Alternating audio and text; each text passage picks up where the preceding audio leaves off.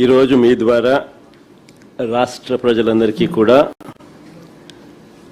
ఒక very very important subject మీద DSC district selection కమిటీకి సంబంధించి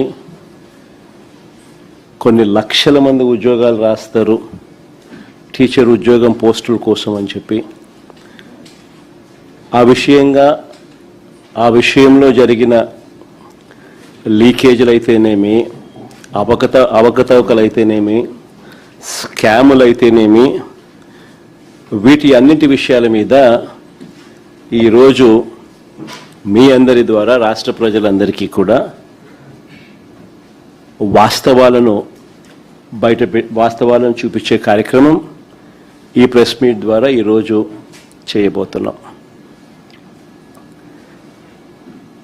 నిజంగా డిఎస్సి పరీక్షలు డిఎస్సి పరీక్షల్లో వీళ్ళు కండక్ట్ చేసిన విధానం చూస్తే నిజంగా చాలా షాకింగ్గా ఉంటుంది.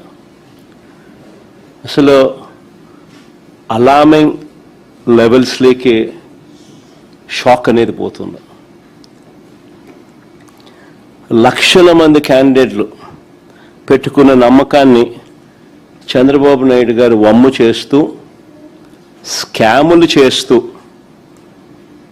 ప్రతిభావంతుల జీవితాలను దారుణంగా దెబ్బతీసిన పరిస్థితులు ఈరోజు రాష్ట్రంలో చూస్తూ ఉన్నాం. ఇంత ఘోరంగా రిక్రూట్మెంట్ జరగడం అన్నది బహుశా ఆంధ్ర చరిత్రలో ఎప్పుడైనా జరిగిందో లేదో నాకైతే తెలియదు. కానీ సాక్షాత్తు చంద్రబాబు నాయుడు గారు కొడుకు ఆయన సుపుత్రుడు లోకేష్ విద్యాశాఖ మంత్రిగా ఉంటూ ఇద్దరు కలిసి ఇంతటి దారుణంగా చేశారు అన్న విషయాలు ఆంధ్ర రాష్ట్రంలో చోటు చేసుకున్నాయి. నిజంగా చంద్రబాబు నాయుడు గారిని ఒకసారి గమనిస్తే ఒక అబద్ధానికి, ఓ మోసానికి, ఓ వెన్నుపోటుకి, ఓ దగాకి, ఓ స్కామ్కి, వీటికి చొక్కా ప్యాంటు గన తగిలిస్తే కనిపించేది చంద్రబాబే. చంద్రబాబు నాయుడు గారి రాజకీయ జీవితం చూసినా ఈ 2 ఏళ్లలో ఆయన సూపర్ 6లు సూపర్ 7లు చూసినా తానిచ్చిన మేనిఫెస్టో హామీలు ఇంకా లోతుగా చూసినా ఇవాళ టీచర్ల రిక్రూట్మెంట్ చూసినా మనకు కనిపించేది ఇవే: దగ, మోసం, అబద్ధాలు, స్కాము, ఇవే కనిపిస్తాయి. చంద్రబాబు నాయుడు గారు రాగానే చేసిన తొలి సంతకం 5 సంతకాలు చేశాడు. తొలి సంతకాలంటూ దానికి నానా హంగామా ఆర్భాటం కూడా చేశాడు. అందులో భాగంగా ఇది కూడా ఒకటి. ఇందులో మెగా డిఎస్సి అనేది ఒక సంతకం. మెగా అనేది ఏమిటో నాకైతే అర్థం కాదు. కానీ ఎందుకంటే ఇందులో 6100 ఉద్యోగాలు మేమిచ్చిన నోటిఫికేషన్, ఆయన ఇచ్చిన చరిత్ర కాదు, మేమిచ్చిన నోటిఫికేషన్. ఆ నోటిఫికేషన్ 6100 పోస్టుల నోటిఫికేషన్ను చంద్రబాబు నాయుడు గారు వాటిని భర్తీ చేయకుండా రద్దు చేసి రిక్రూట్మెంట్ ఆలస్యం చేసి ఈ 6100 పోస్టులు ఏదైతే మేము ఇచ్చినామో, మా హయాంలో నోటిఫికేషన్ ఇచ్చిన పోస్టులు ఉన్నాయో వాటిని మళ్ళీ తిరిగి తీసుకొస్తూ మొత్తంగా కలిపి ఒక 16,000 పోస్టులకు ఆయన నోటిఫికేషన్ ఇచ్చాడు.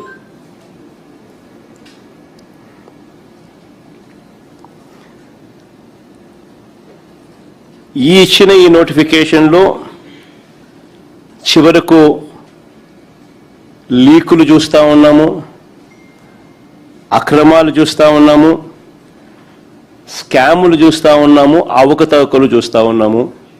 ఇప్పుడు చంద్రబాబు నాయుడు గారి ఈ 16,000 పోస్టులకు సంబంధించిన రిక్రూట్మెంట్ ప్రాసెస్లో.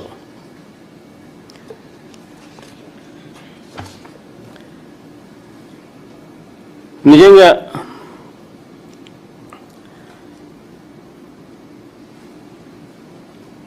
చంద్రబాబు నాయుడు గారిని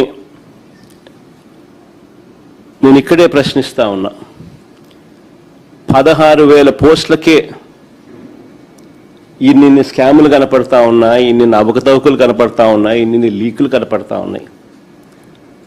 ఇది చంద్రబాబు నాయుడు గారి చరిత్ర చెప్తా ఉన్న నిజం. మరోవైపు ఆయనంతటా ఆయన సెల్ఫ్ సర్టిఫికెట్లు చాలా ఇచ్చుకుంటూ ఉంటాడు. రికార్డ్ అంటాడు, మెగా అంటాడు, రకరకాల పద్ధతులు, రకరకాల మాటలు మాట్లాడతాడు.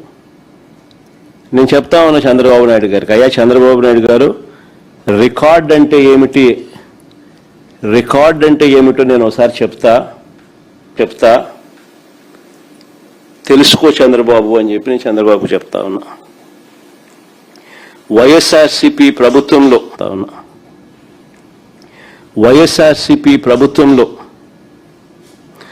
రాష్ట్ర చరిత్రలో కానీ దేశ చరిత్రలో కానీ కని విని ఎరుగని రీతిలో ఒకే నోటిఫికేషన్ ఒకే టైంలో 130,000 ఉద్యోగాలు భర్తీ చేసిన చరిత్ర ఈ రాష్ట్రంలో కానీ ఈ దేశంలో కానీ ఎక్కడైనా జరిగింది అని అంటే అది ఒక్క వైఎస్ఆర్సీపీ ప్రభుత్వంలో మాత్రమే జరిగిందని గర్వంగా చెప్పగలుగుతాను.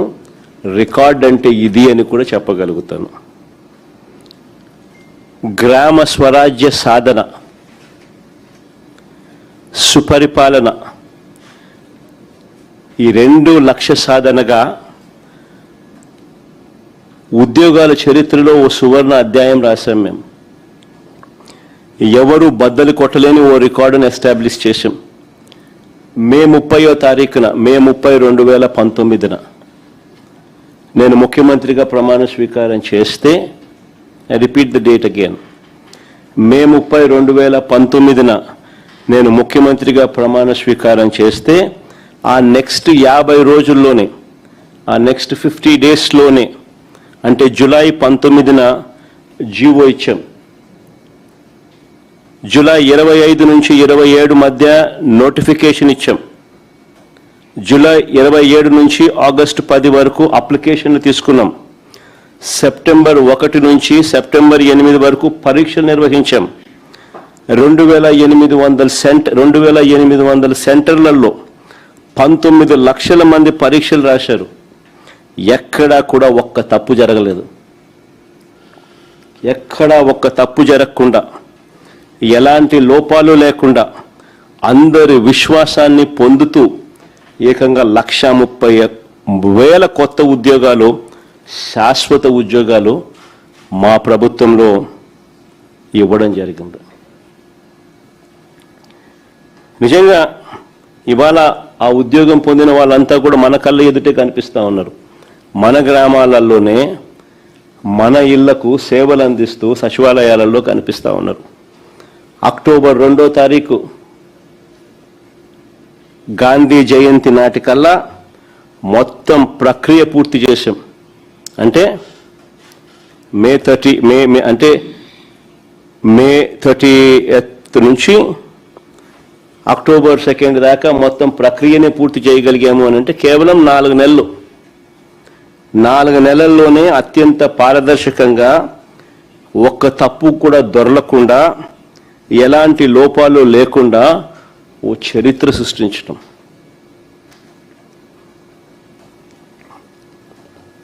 కానీ ఇవాళ చూస్తే చంద్రబాబు నాయుడు గారి పరిస్థితిని ఒకసారి ఇవాళ గమనిస్తే, మెగా డిఎస్సి పేరుతో, ఫస్ట్ ఆఫ్ ఆల్ ఇది మెగా అనే దానికి కూడా అర్హత లేదు. మెగా డిఎస్సి పేరుతో 16,000 ఉద్యోగాల భర్తీ ప్రక్రియను చూస్తే, అది వేరే విషయం. ఇందులో 6,100 మా హయాంలోనే మేము నోటిఫికేషన్ ఇచ్చిందే ఆయన రద్దు చేసి, దాన్ని క్యాన్సిల్ చేసి, 6,100 కూడా దీంట్లో యాడ్ చేసుకుని మొత్తంగా 16,000 నోటిఫికేషన్ ఇచ్చినాడు అనేది పక్కన పెడితే, అయినా ఇది మెగా అనే జాబితాలోకి ఎక్కడ రాదు. కానీ ఆ మెగా డిఎస్సి పేరుతో ఈయన నిర్వహించిన ఈ 16,000 ఉద్యోగాల భర్తీ ప్రక్రియ చూస్తే ఎంతమంది ఆవేదనతో ఉన్నారు ఈ రాష్ట్రంలో అన్నది కంటికి కనిపిస్తూ ఉంది. వీళ్ళు చేసిన గోల్మాల్ వ్యవహారాలతో, వీళ్ళు చేసిన స్కాముల నిర్వాహకం వల్ల ఎంతమంది కన్నీళ్లు పెడతా ఉన్నారు ఈరోజు రాష్ట్రంలో కనిపిస్తూ ఉంది. నిజంగా ఎంతమంది రోధిస్తూ ఉన్నారు అన్నది కూడా కనిపిస్తూ ఉంది. గవర్నమెంట్ అంటే ఒక భరోసా. అలాంటి భరోసా ఈరోజు పోయిన పరిస్థితుల్లో ఈరోజు ఈ రాష్ట్రంలో ఈరోజు మన పిల్లలు, జెన్జీ పిల్లలు ఇవాళ కొట్టుమిట్టాడుతూ ఉన్నారు.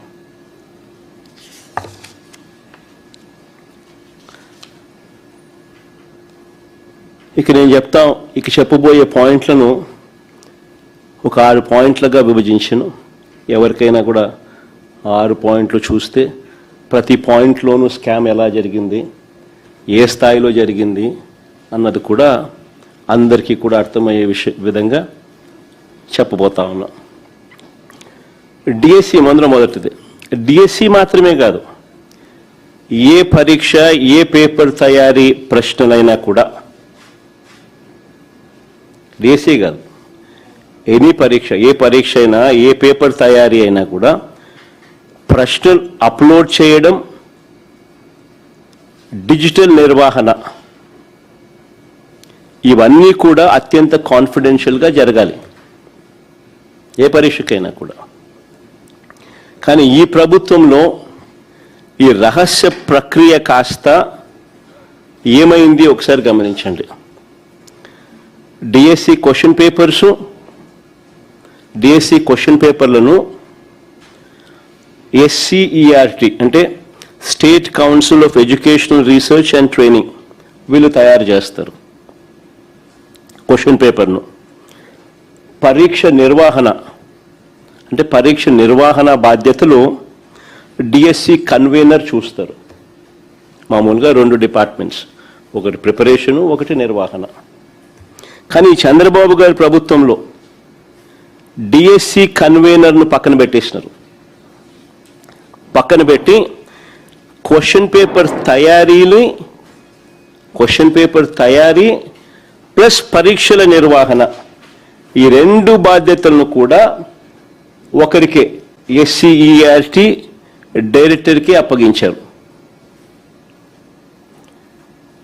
ఇది మొట్టమొదట బీజం పడింది. ఇక్కడ నుంచి స్కీమ్ అనేది స్కామ్గా ఎలా మారింది అనేది ఇక్కడ నుంచి స్టార్ట్ పోతా ఉంది.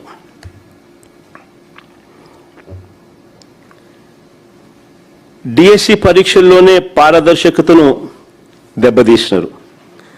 అక్రమాలను ఉద్దేశపూర్వకంగానే ఇక్కడి నుంచి ఆద్యం పోశారు. చాలా కాన్ఫిడెన్షియల్గా జరగాల్సిన ఈ క్వశ్చన్ పేపర్ తయారీని చూసుకోండి. ఇక్కడ నుంచి చాలా కాన్ఫిడెన్షియల్గా జరగాల్సిన ఈ క్వశ్చన్ పేపర్ తయారీని, దాన్ని అప్లోడ్ చేసే పనిని అవుట్సోర్స్డ్ ఉద్యోగుల చేతుల్లో పెట్టకూడదని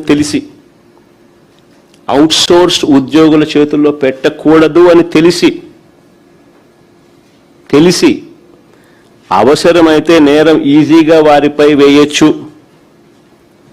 అనే దుర్బుద్ధితో కూడా అనుకోవచ్చు.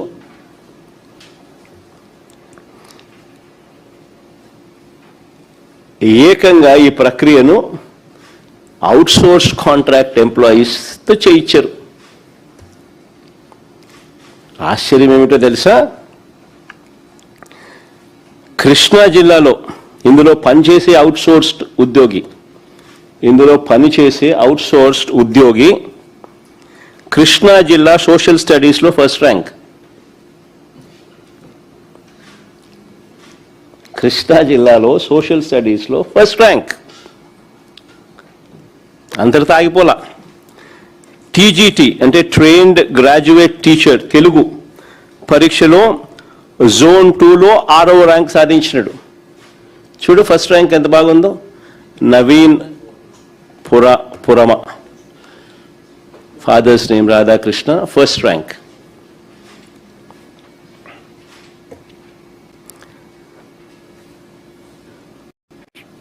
ఫస్ట్ ర్యాంక్ రావడమే కాకుండా TGT, trained graduate teacher Telugu పరీక్షలో కూడా జోన్ 2లో 6వ ర్యాంక్ కూడా సాధించాడు. ఒకే వ్యక్తి పరీక్ష నిర్వహణ వ్యవస్థలో ఉండడం, ఒకే వ్యక్తి పరీక్ష నిర్వహణ వ్యవస్థలో ఉండడం, అదే వ్యక్తి అవే పరీక్షల్లో టాప్ ర్యాంకులు రావడం.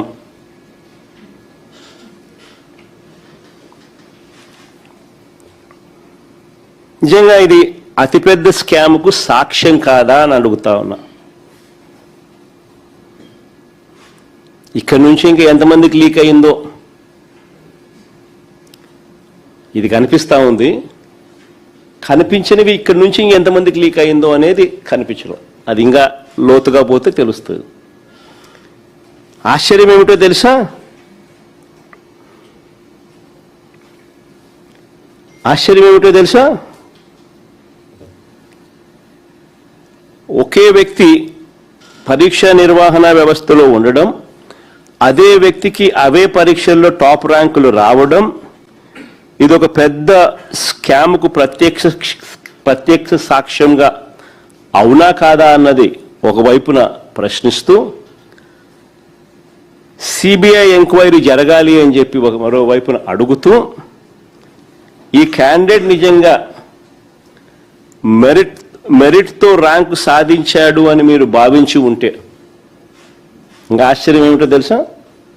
ఇక్కడ చూడండి, ఇంట్రెస్టింగ్గా ఉంది కథ. ఇదే క్యాండిడేట్ ఇంత మంచి ర్యాంక్ వచ్చింది కదా, మరి క్యాండిడేట్కి ఉద్యోగం రావాలి కదా. ఇదే క్యాండిడేట్కు నిజంగా మెరిట్తో ర్యాంక్ సాధించాడని మీరు భావించి ఉంటే ఈ మనిషికి ఉద్యోగం ఎందుకు ఇవ్వలేదు? ఇది ఇంకొక మిస్టరీ.